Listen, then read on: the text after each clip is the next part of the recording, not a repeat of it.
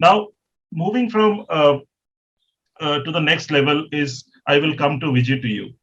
Uh, it's I don't remember how many thousands it would be, but it's 15, 18, 20,000 patients, and not only patients, but the number of people through families. I think the whole movement, this was not a program, the whole movement in multiple cities with CML, a disease which was a kind of a death sentence, which became a chronic disease.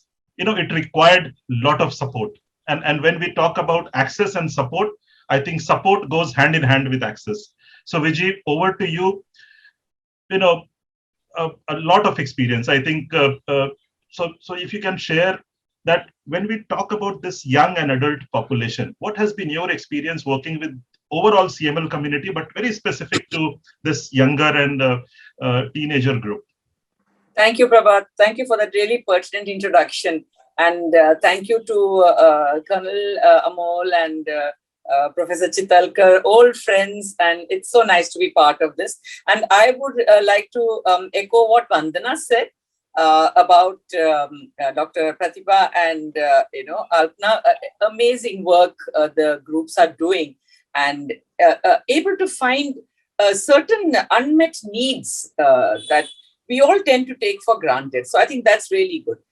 When we started managing the access program for CML patients, yes, like Prabhat says, it is a program in a million, actually. Well into the management of this access program, we saw actually many unusual aspects unfold. Amongst them, most pertinent was that patients had to be on lifelong treatment for this life-threatening cancer. And we also found that there were more and more younger patients being accepted in the sense that, we were enrolling children, we were enrolling teenagers, we were enrolling young adults, when all the while we, growing up with cancer care, we had kind of thought that the average age of a CML patient was accepted as middle age, 50 plus, 55 plus. But here we were enrolling little children, teenagers, young adults, who then would grow into adulthood under continuous treatment for cancer. There were children who had to complete their school, students who had to complete their higher education, find jobs, partners. I mean, they had to live their lives with this constant companion, the cancer, and undergoing lifelong treatment. So Friends of Max, the support group that the Max Foundation set up for these CML patients, primarily it was to offer like a safe platform for patients and their caregivers to share and learn from each other, how to find a new normal and live their lives. See, they had got extension of life, and it was with quality of life, but how do they kind of embrace that? Today, this support group is a family, because we literally saw patients reaching out from all parts of the country, let me say all parts of the region. And today, they're a family bonding like no other, in touch with each other, learning from each other, growing with each other. They have had to face many challenges, stigma, keeping up with their studies, many lost opportunities, adjustments within the family, discrimination outside, a fear of the future, and again, finding that new normal. It's almost like they were all asked to get off at the station called cancer and totally isolated. And then they realized through the tool that a support group is, that they are not alone.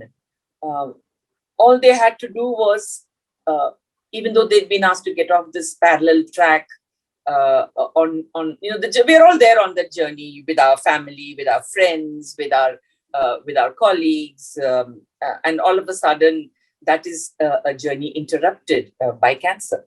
And then being part of a support group, because there you are with people who are facing the same kind of issues, the same kind of challenges, and you realize that you are not alone, you are not somebody that is set apart, and then you realize that together you can find that strength to chart out a new path, get on a parallel track, continue your journey towards the destination, um, and find your new normal. I think this is something which we found. I was very happy to hear Professor Chitalkar say that patients from the smaller towns, smaller cities had found a voice, and that is exactly what we are finding in our support groups for CML patients. We call them the city chapter leaders, whether it is Madurai, Coimbatore, Bhubaneswar, Vellore, Mangalore, Cuttack, uh, Chandigarh, Ludhiana, Surat, Rajkot. We have young adults who have found a voice, literally, who are happy to share, who are happy to take charge not only of their lives but to help the others that are in the group. And ये जो माहौल बन गया है कि हम अकेले नहीं हैं, हमारे हमारे जैसे और लोग हैं, हमारे साथ और हैं. And I think something else which we are encouraging Friends of Max as a trust to do is to continue despite the pandemic. We've kind of empowered these youngsters, taught them how to make technology work for them, and there are these busy WhatsApp groups and online meetings. And they come with a lot of strength. They impart a lot of strength. There's this very young patient in the group. He was like 10. He was diagnosed, and today he's 28.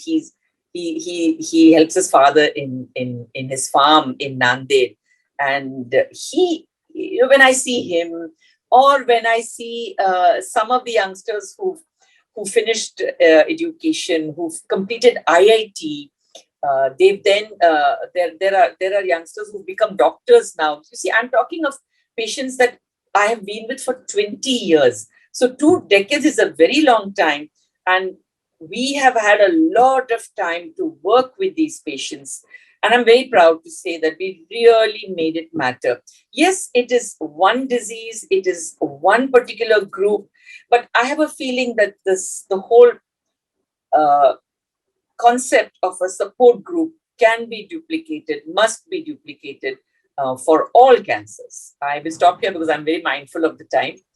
Thank you so much. Thank you, Viji. I have been very unfair to the panelists, asking them to cover, such a good work, extensive work in 5 minutes. So, the fault is mine. But thank you, Viji, for putting these two important aspects. One is empowerment, and second, when the people come in these support group meetings, seeing the other person alive, I think that statement I have witnessed with you in many meetings, and I think that brings everything. And I think with the way you have used virtual platform, I think it has gone to the next level. I think it has given more and more scope for people to connect and work together.